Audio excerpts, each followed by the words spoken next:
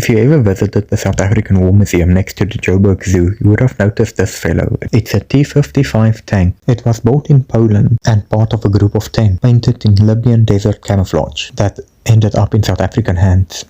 If you've ever seen a map of Africa, you might have noticed South Africa and Libya is at opposite ends of the map. So then, if South Africa did not purchase these tanks, nor did it receive it as a gift, and they did not seize it in a conflict between the two countries because they don't share a border, how could South Africa be in possession of them, you might ask? In 1978, Libya dispatched a French cargo ship named the Astor to round the South African Cape, transporting heavy weapons to Uganda.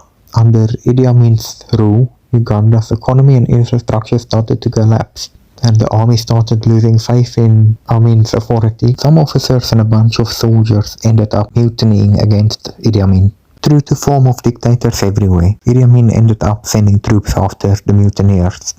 Those opposed to the dictator then crossed over into Tanzania. The Field Marshal Idi Amin then declared war on Tanzania. As a fellow Muslim and African dictator, Colonel Muammar Gaddafi of Libya then decided it was the right move to support Field Marshal Idi Amin and decided to dispatch these tanks to Uganda. While the cargo ship was docked in Mombasa in Kenya, the ship's crew received word of Uganda's defeat. The Astor performed an unexpected U-turn, now heading for Angola. The cargo ship's manifesto has not changed. Once the ship called into Durban port in October, suspicion was aroused by the South African Port Authority and Navy, and the ship was seized and searched. 8 of these 10 tanks were gifted to Rhodesia by the courtesy of South Africa, along with ammunition and spare parts. The Rhodesian Bush War has been gradually escalating. Rhodesia relied heavily on infantry fighting vehicles instead of tanks, so they did not have any tanks in their arsenal at this point in time.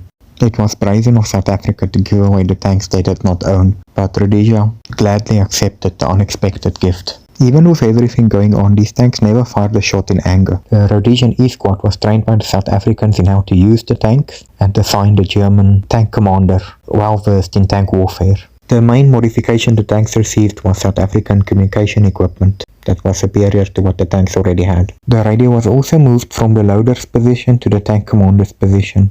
I don't know what the Soviets were thinking with that. The loader would obviously be preoccupied with the gun. I don't understand. Even as a concept, this seems kinda silly. So yeah, not the Soviets' brightest moment. Anyway, because of the ongoing conflict in Rhodesia, they wanted to create the impression that they had a lot of tanks. So what they did was they had this revolving door strategy where they put the tanks on trucks and just drove them all over the country. I don't know if that actually did anything for the war. Politically, it was too late.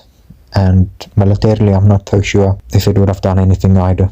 The reason why South Africa could not allow these tanks to make it to Angola is because South Africa pursued a strategy called total onslaught against communism. From South Africa's point of view, the Soviets could not be allowed to establish a foothold in southern Africa. These tanks posed a significant threat in Angola because South Africa was already at war with Angola and Cuba. No war was ever declared, but the South African army was already operating within the country. As far as international law goes, South Africa broke the law and just simply confiscated these tanks as war booty. In order to learn about these tanks and understand Soviet capabilities, South Africa kept 2 of these tanks to study its weaknesses, armor and advantages.